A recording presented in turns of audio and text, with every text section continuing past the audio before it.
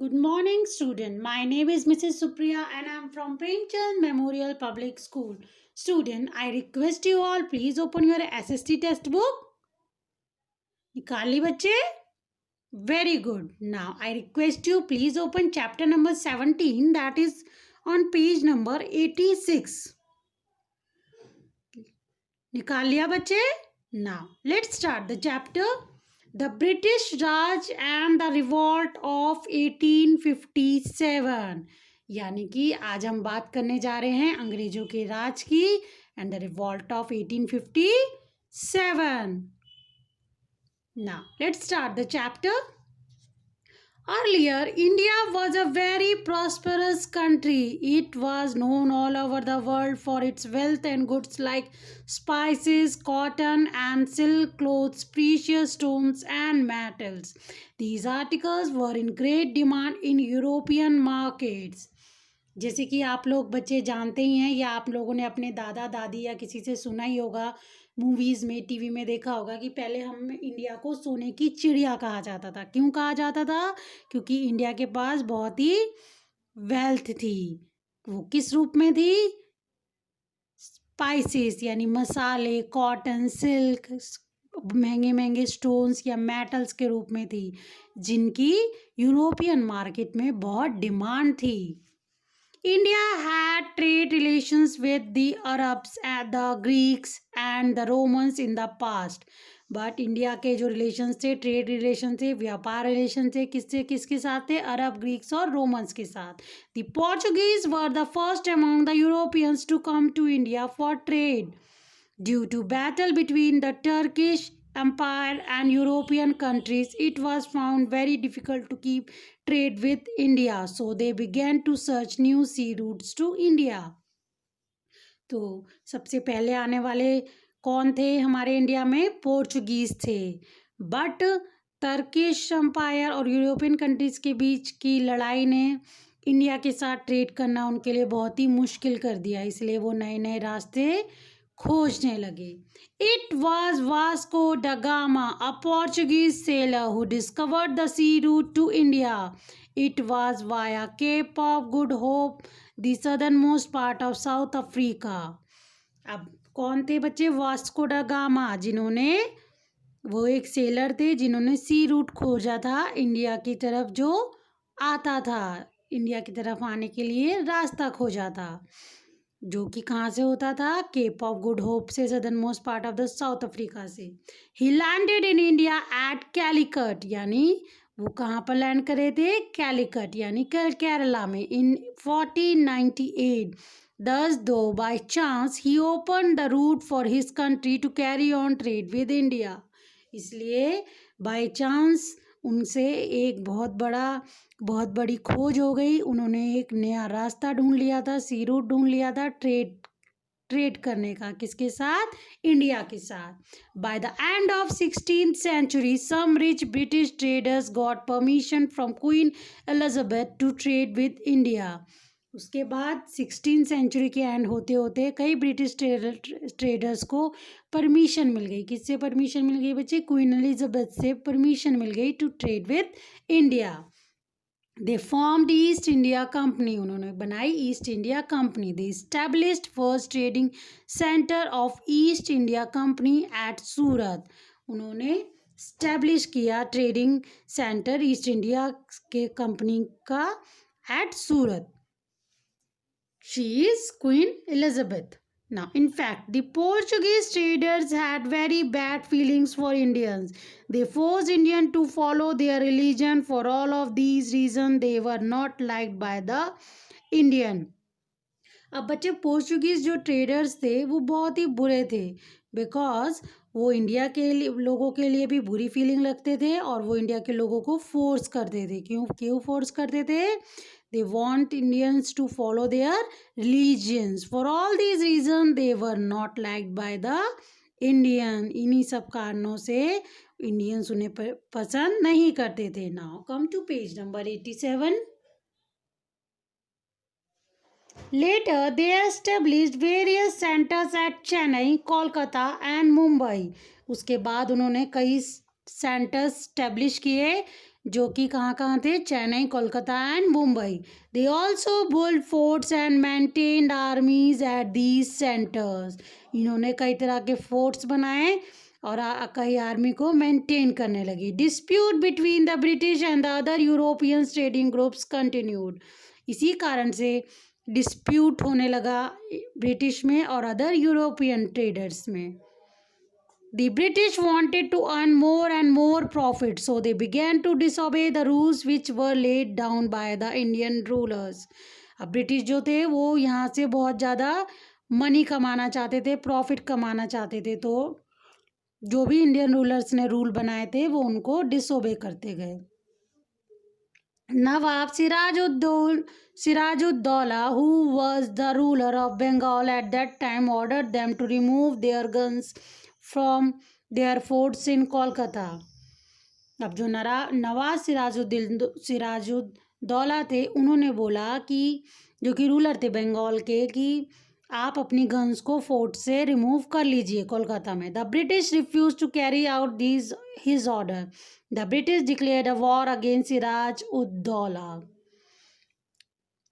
अब क्या हुआ बच्चे, हमारे राजा साहब ने बोला कि अपनी बंदूकें हटा लो, ब्रिटिशर्स ने बोला नहीं हम नहीं हटाएंगे। तो यही चीज़ आनाकानी किसका कारण बनी, वॉर का कारण बनी। तो ब्रिटिशर्स ने सिराजुद्दीन उद दौला के खिलाफ जंग छेड़ दी। The war was fought at Plassey in 1757। वो प्लासी में लड़ी गई 1757 में। Sirajuddaula lost the war and the British became more powerful. तो क्या हुआ बच्चे, ये जो सिराजुद्दौला थे ये जंग हार गए और ब्रिटिशर्स मोर पावरफुल हो गए। In 1764 the British defeated the Mughal Emperor Shah Alam at Buxar। अभी नहीं कोई नहीं, फिर 1764 में ब्रिटिशर्स ने मुगल एम्पायर शाह आलम को भी बक्सर में हरा दिया। फिर in 1765 Shah Alam granted the Diwani of Bengal, Bihar and Orissa to the British. फिर 1765 में शाह आलम ने ब्रिटिशर्स को दीवानी दे दी, कहाँ की, बंगाल की, बिहार की एंड उड़ीसा की। The British applied the policy of divide and rule and suppressed many regional ruler. अब ब्रिटिशर्स क्या थे, चालाक थे, वो डिवाइड एंड रूल पॉलिसी अपनाने लगे कई रूलर्स को अपने उसमें मिलाने के लिए। They exploited people of India socially and economically. With the passage of time the British defeated Peshwas of Maratha, Sikhs of Punjab and Tipu Sultan. इसी की जो ब्रिटिशर्स थे हम इंडियंस को नॉट ओनली सोशली इकोनॉमिकली भी, मतलब सामाजिक रूप से भी और पैसे से भी हमें एक्सप्लॉयट करने लगे। और जैसे टाइम बढ़ता गया उन्होंने कईयों को डिफीट किया, जैसे पेशवास को, सिख्स को and Tipu Sultan. Gradually, the British succeed in capturing very large part of India. They signed treaties with the kings who accepted the British supremacy. Thus, the king now were mere puppets in their hands. Thus, the kings now were mere puppets in their hands. अब क्या हुआ बच्चे, कईयों को तो Britishers हराने लगे जिन्होंने इजीली हार मान ली, मगर कुछ राजा लोग थे जो हार मानने को बिल्कुल तैयार नहीं थे, उन्होंने उनसे लड़ाई की, वो तब डिफीट हो गए क्योंकि ब्रिटिशर्स ज़्यादा पावरफुल थे। मगर कुछ राजाओं ने क्या करा, डर के मारा ब्रिटिशर्स की शरण में चले गए और उनके साथ ट्रीटी साइन कर ली। और उनको साइन करने के बाद राजा जो थे ब्रिटिशर्स के हाथ में एक कठपुतली बनकर रह गए। Suppression of Indians. अब बात करते हैं सप्रेशन ऑफ इंडियंस किस तरह से हुआ, कहाँ हुआ, कब हुआ। The British force the farmers of Bihar to grow indigo. Indigo was the blue powder used in England for dyeing milk cloth. Indigo was of no use for farmers. They were forced to sell indigo to the British at very low rate. अब Britishers दो से किस तरह से suppression कर रहे थे, वो फार्मर्स ऑफ बिहार को जो थे ज़बरदस्ती बोलते थे कि तुम अपने खेतों में इंडिगो उगाओ। इंडिगो एक ब्लू पाउडर था जो डाइंग मिल्क क्लोथ में यूज़ होता था, वो उनको ज़बरदस्ती उगवाते थे और उसे बहुत ही कम पैसों में उनसे खरीदते थे। The weavers of cotton and silk were also forced to sell their cloth only to the British at very low rates. Slowly, the Indian handloom industry and crafts were forced to close down. अब जो थे cotton और silk के जो लोग थे वो Britishers जो थे उनका कपड़ा बहुत ही कम रेटों में ख़रीदने लगे, किसी काम का नहीं रहा, जिसकी वजह से इंडियन हैंडलूम इंडस्ट्री जो थी धीरे धीरे बंद होने लगी. The British used Indian soldiers to conquer India. They even treated them badly. अब नॉट ओनली दिस, ब्रिटिश ने क्या करना स्टार्ट कर दिया, जो हमारे सोल्जर थे उन्हें हमारे खिलाफ ही लड़ाई में इस्तेमाल करने लगे और उनके साथ बहुत ही इल ट्रीटमेंट करते थे. The British converted India into the richer source of raw materials for the industries in Britain. और जो ब्रिटिशर्स थे इंडिया को कन्वर्ट कर दिया रॉ मटेरियल के रूप में. यहाँ से रॉ मटेरियल ले जा करके ब्रिटिशर्स ब्रिटेन में इंडस्ट्रीज में सप्लाई करने लगे. The British also force the Indian traders to trade in articles of their choice. अब ब्रिटिश जो थे ट्रेडर्स को फोर्स करने लगे कि वो ब्रिटिश आर्टिकल्स ही खरीदें या बेचें. Thus, the Indian farmers, weavers, traders, kings, and nawabs were all holding grudges under British Raj. इसीलिए ये सारे के सारे ब्रिटिश रूल में सब के सब एक नाम मात्र ही रह गए थे और कठपुतली बन गए थे. Now the revolt of 1857. अब क्या छिड़ी? Revolt of 1857. अब इसमें क्या हुआ था देखते हैं. The people of India were dissatisfied with the British rule. अब जैसे कि आपने इतना सब सुना, महसूस किया, आपको भी अंदर अंदर गुस्सा आ रहा होगा ना कि ब्रिटिशर्स ने कितना हमारे साथ गलत किया. तो पूरी जो इंडिया की जनता थी, आवाम थी, वो डिससेटिस्फाइड थी ब्रिटिश रूल से. There were many uprisings in various part of the country against. कई तरह की अपराइजिंग्स हुई हमारी कंट्री में against British rule. Now come to page number 88. But these were easily suppressed. The revolt of 1857 spread over large part of the country. ये चीज़ धीरे धीरे फैल गई और 1857 में ये large part of the country में फैलने के बाद एक रिवॉल्ट हुई. The revolt of 1857 was an important landmark in our struggle for national freedom. ये रिवॉल्ट जो थी एक बहुत ही इम्पॉर्टेंट लैंडमार्क साबित हुई हमारी स्ट्रगल में. It was also called first war of independence. ये फर्स्ट वॉर ऑफ इंडिपेंडेंस भी कहलाए. It was started by the Indian soldier serving in the British army इन मेरठ. ये सबसे पहले इंडियन सोल्जर से स्टार्ट हुई जो कि ब्रिटिश आर्मी में मेरठ में थे. Thereafter it spread in other section of Indian society. उसके बाद वो इंडियन सोसाइटी के अदर सेक्शन में भी पहुंच गई. There are various reasons on the basis of which the Indian soldier declared revolt. कई तरह के रीजन थे जिनकी वजह से इंडियन सोल्जर ने वॉर को अंजाम दिया. क्या थे वो reasons? The Indian soldiers were granted lesser salaries than the British soldiers. अब ब्रिटिश सोल्जर के कंपैरेटिवली इंडियन सोल्जर्स को बहुत ही कम पैसे मिलते थे. They were not given promotions. उनको प्रमोशंस भी कभी भी नहीं मिलती थी. They were forced to fight battles out of India also. अब उनको ज़बरदस्ती बोला जाता था कि वो अपनी कंट्री के लिए भी फाइट करें. They were abused and ill treated by the British officials. वो ब्रिटिश ऑफिशियल्स से के द्वारा अब्यूज़ किए जाते थे, बुरा बर्ताव किया जाता था. They were given cartridges for their rifles which were greased with fat of cows and pigs.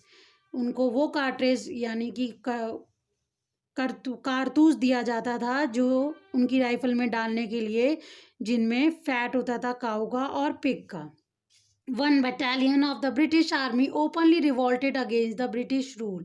तब एक बटालियन ने ब्रिटिश आर्मी के खिलाफ खुल्लम खुल्ला जंग का आगाज किया. Within no time many kings, princes and nawabs also join the struggle. कुछ ही दिन बाद कई राजकुमारों ने, नवाब्स ने इस स्ट्रगल को ज्वाइन कर लिया. They declared the last Mughal empire Bahadur Shah Zafar their leader. उन्होंने लास्ट मुगल एम्परर जो थे बहादुर शाह जफर को अपना लीडर बना लिया। Various leader led the struggle in their own areas, कई लीडर ने अपनी अपने एरिया में स्ट्रगल को लड़ा।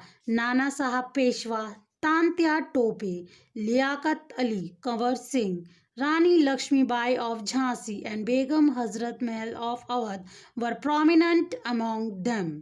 ये मेन थे जो इस जंग में लड़े। रानी Lakshmibai was a young queen of Jhansi.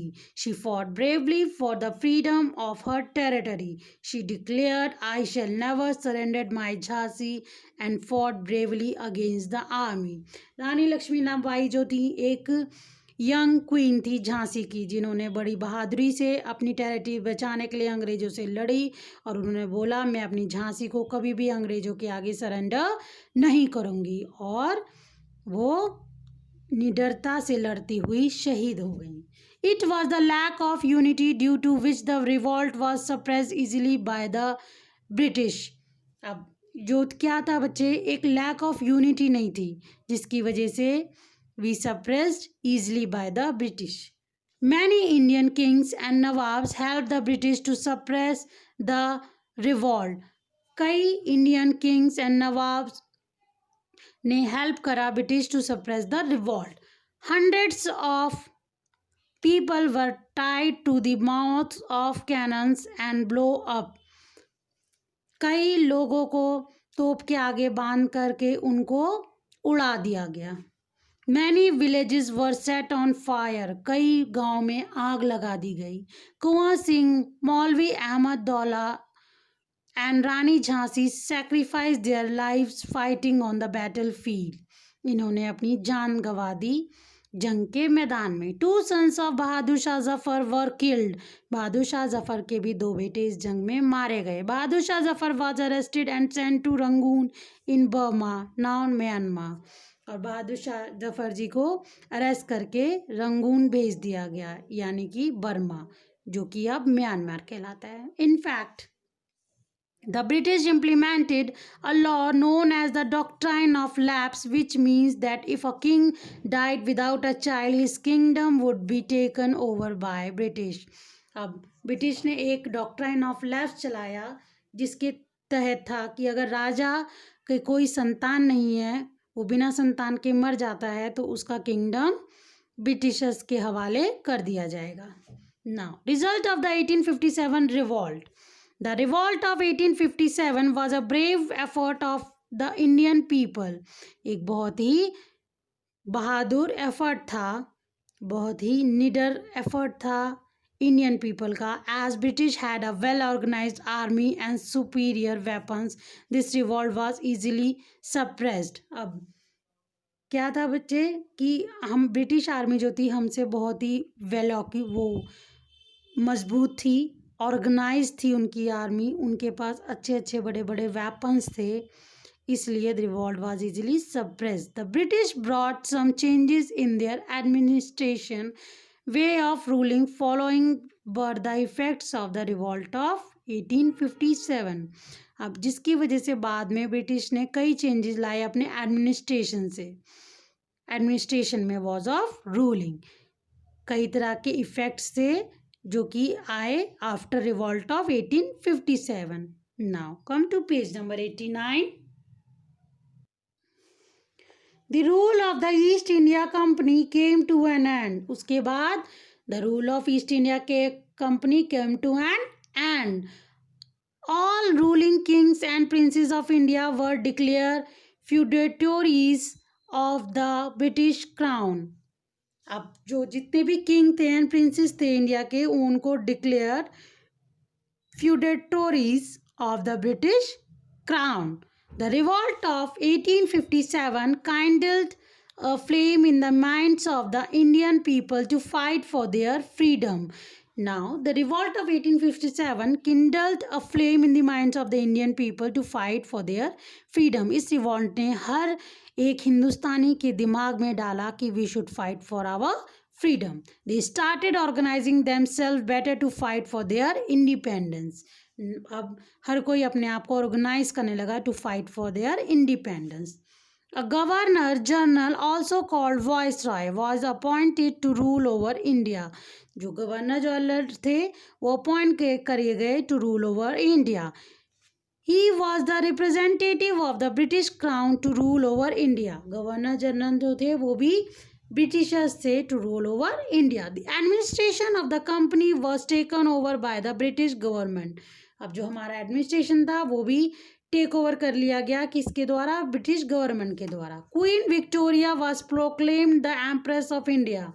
Queen Victoria को हमारी एम्प्रेस ऑफ इंडिया बना दिया गया. In fact Queen Victoria was proclaimed as the Empress of India on November 1, 1858. उनको नवंबर 1858 में ब्रिटिश एम्प्रेस ऑफ इंडिया बनाया गया. Now let's read personal dictionary and quick recap. Firstly, we will read personal dictionary. Doctrine, principle that is taught or advocated. Fort, fortified building or place. Indigo, a blue powder used in dyeing mill cloth. Revolt, uprising against authority. Quick recap. Vasco da Gama, a Portuguese, landed at Calicut in 1498. The East India Company was set up in 1600 AD by British. The East India Company established its first trading center at Surat. The Battle of Plassey in 1757 was fought between British and Siraj-ud-Daulah. The Battle of Buxar in 1764 was fought between Mughal Emperor Shah Alam and British. The first spark of the freedom struggle started at Meerut in 1857. The British crushed the revolt of 1857 in a very cruel manner. I hope student आपको ये chapter अच्छा लगा होगा और अच्छे से समझ में भी आ गया होगा. अगर आपको फिर भी कोई क्वेरी है please text me. Okay students, and do your assignment very well and send back to me on time. All the best student for your given assignment.